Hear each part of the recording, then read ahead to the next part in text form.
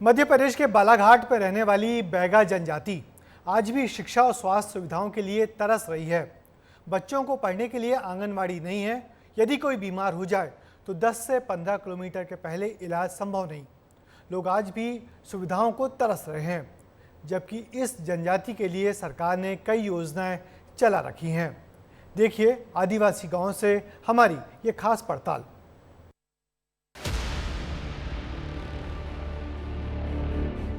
मुफलिसी में प्रदेश का आदिवासी मुश्किल हालातों में बैगा जनजाति, शिक्षा की रोशनी इन तक क्यों नहीं आती?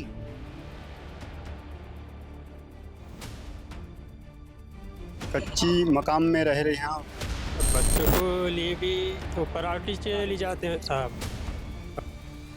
बालाघाट जिले में चारों ओर जंगलों से घिरी नक्सल प्रभावित नवी पंचायत के लोरा टोला में रहने वाले बैगा आदिवासी आज भी मूलभूत सुविधाओं के लिए तरस रहे हैं। यहाँ पहुँचने के लिए बेशक सड़कें बनी हैं, पानी बिजली की व्यवस्था भी है, लेकिन ये गांव आज भी शिक्षा की रोशनी से महरूम है।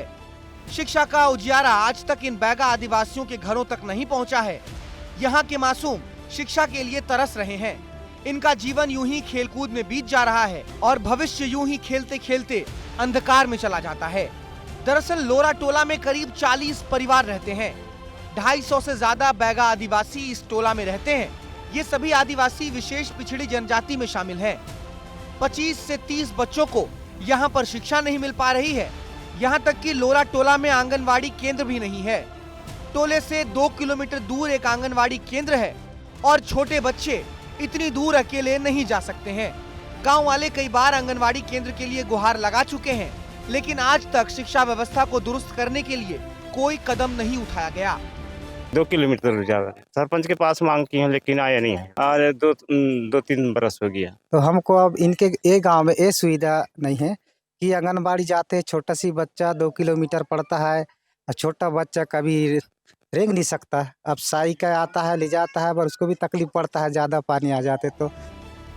शिक्षा के साथ साथ स्वास्थ्य व्यवस्था भी काफी बदहाल है। आसपास कोई स्वास्थ्य केंद्र नहीं है। कोई बीमार हो जाए तो इन परिवारों पर मुसीबतों का पहाड़ टूट पड़ता है। लोरा टोला के लोगों को इलाज के लिए 12 से 15 किलोमीटर दूर जाना पड़ता है। इस इलाके में एएनएम और नर्स भी इलाज करने के लिए नहीं आते। प्राइवेट डॉक्टर्स को बुलाना बहुत महंगा पड़ता है। डॉक्टर 1000 से 1500 रुपए तक की फीस लेते हैं और बैगा आदिवासियों के लिए 1500 रुपए एक बहुत बड़ी रकम है। बैगा आदिवासी जैसे तैसे इलाज करा रहे हैं, लेकिन कोई गंभीर रूप से बीमार हो जाए तो बड़ी परेशानी होती है। गर्भवती महिला को भी इलाज के लिए ले जाना बहुत मुश्किल होता है।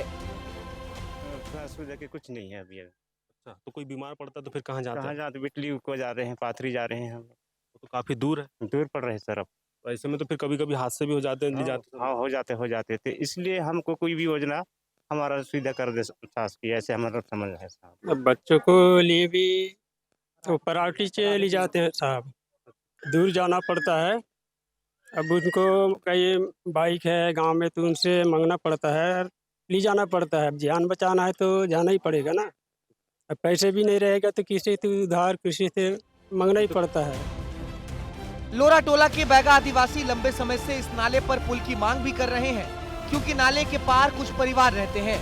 जब बारिश के दिनों में नाला उफान पर रहता है तो लोग घरों में कैद हो जाते हैं।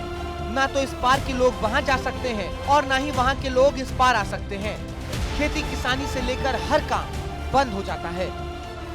नाला भी बहुत बड़े नाला है सर, बहुत बड़े नाला है, क्योंकि ये नाला में कभी काल इनका खेत उधर रहता है, इधर वाला का खेत उधर है, उधर वाला का खेत है। ऐसा है हमारे में बैगे में 1 महीना बारसम मनाते हैं। इधर वाले बारसम बुलाते हैं, ऊपर में बरस जाते हैं पानी। गांव में पानी भी नहीं आएगा, पर भी बाढ़ बढ़ जाते हैं, फिर इधर ही का इधर रुक जाते हैं सर। इनका समस्या वही है सर। अब आप सोच रहे होंगे कितनी योजनाएं हैं तो ये परेशान क्यों हैं? परेशान इसलिए हैं क्योंकि कोई ध्यान नहीं दिया जाता। इसका अंदाजा दिव्यांग जेठू सिंह मरावी को देखकर लगाया जा सकता है। जेठू सिंह सोनगुड्डा के एक छात्रावास में चपरासी हैं। 2 महीने से ये काम पर नहीं गए हैं। आज तक ट्राईसाइकिल नहीं मिली, जबकि ये कई बार गुहार भी लगा चुके हैं। पता नहीं सर, सरपंच सचिव के तो बोलते हैं तो दे दो आवेदन, ऐसे बोलते हैं तो देता तो नहीं सर। घर पे रह रहे, आने जाने से परेशान हो रहे। आने जाने कीचड़ होते हैं तो कहाँ से जाएंगे। सरकार इन बैगा आदिवासियों को पक्के मकान भी दे रही है, लेकिन कुछ परिवार ऐसे भी हैं जिन्हें आज तक पक्की छत नसीब ही नहीं हुई। कच्ची मकान में रह रहे हैं।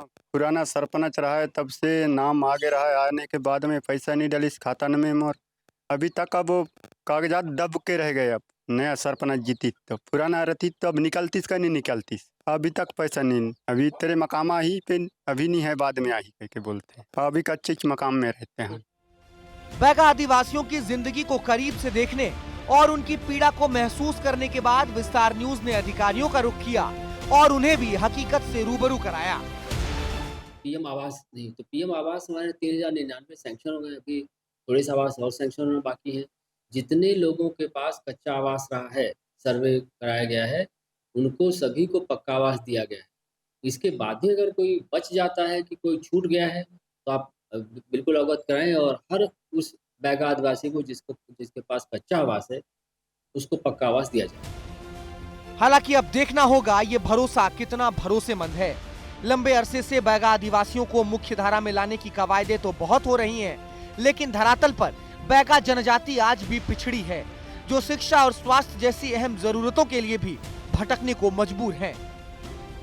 विस्तार न्यूज के लिए चितरंजन नेरकर की रिपोर्ट। तो देखा आपने, बैगा जनजाति आज भी पिछड़ी हुई है। पिछड़ी इसलिए नहीं कि इनके लिए कोई योजना चालू नहीं की गई, बल्कि इसकी वजह प्रशासन की अनदेखी और उदासीनता है।